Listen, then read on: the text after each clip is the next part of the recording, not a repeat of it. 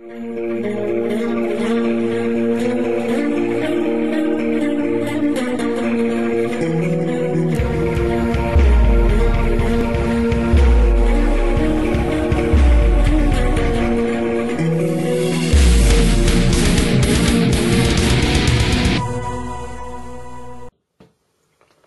take a look at what we're going to play today. Let's have a little look. And today I'm going to be reviewing Chef's Love Shack on the Nintendo 64. It's also on the Dreamcast and the PlayStation 1, but let's give it a look. Let's pop the game in and see what we can see. Baby, you know you're the one for me. You and me and her, simultaneous you and me, and we're on a rider. Simultaneous loving, baby. 2 or 3. Yes, that is actually the intro. This is going to be one hell of a game. Hello, ladies and gentlemen, and welcome to the show. Before we get started, we're going to need your help. Please press your button to join in. So after a great intro like that, the game starts with the selection screen. I want a clean match from you two. After picking how many players you want, of course. Pick me, pick me. You can pick from the main 4 characters. This was made back when South Park was only a couple of seasons old. 2, 4, 6, 8. Choose the rounds you want to make. Everything about this game is great, tongue-in-cheek. Hot and heavy. Ooh, I love it, and I think most of you are going to love it too.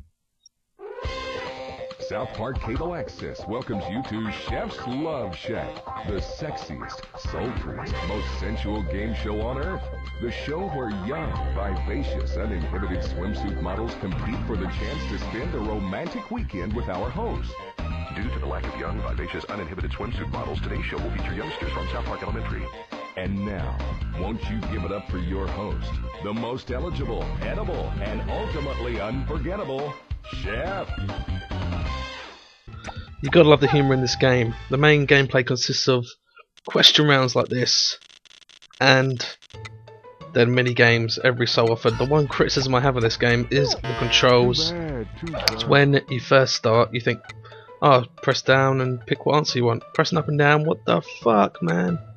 It's not working, it's not working.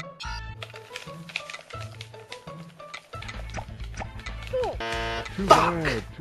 But what you actually have to do is press A to confirm you've buzzed in, and then pick up and down and press A again to pick your answer. Apart from that, this game's pretty standard. Let's look at some of the mini games.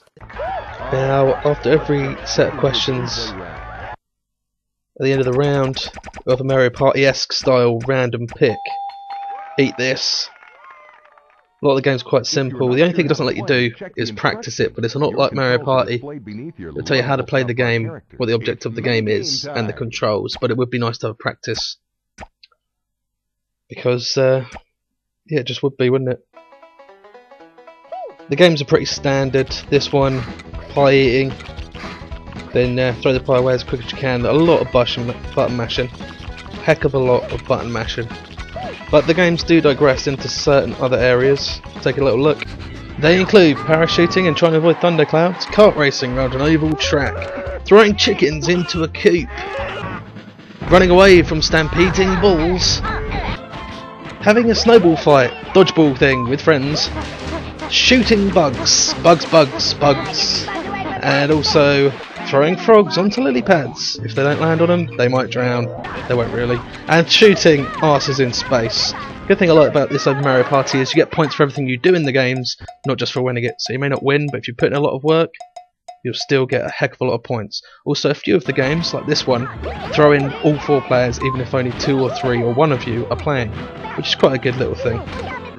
Now to get into the bonus round features of this game. Oh my, that sounds like it's double down time. How much are you going to bet today, kid? Now for the question.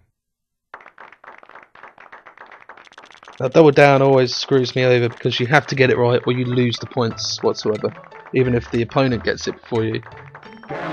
Some of these questions are related to South Park, some aren't. It's just a bit of fun really. And there are so many questions, sometimes you want to come across the same one for quite a while. Pump your button and watch. You can also take a spin on the Wheel of Misfortune. Be sure to charge a spin. So I didn't know, I got nothing. Some more South Park references.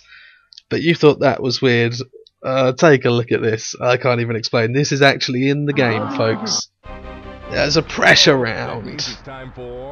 This happens if someone is his character or not.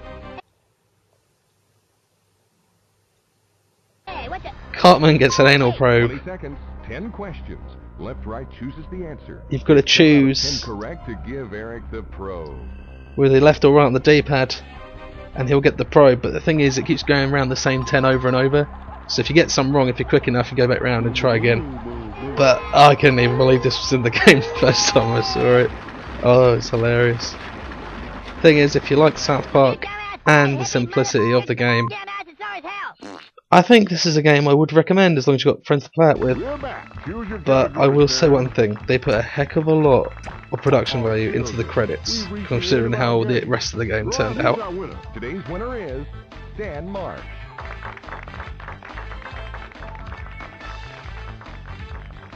Join us next time when we'll play Chef's I've Love been Shack Mike with from Porno Merry Game District Round. This has been a very short look at Chef's Love Shack. Have a happy Valentine's Day, whatever you do, and I'll catch you next time.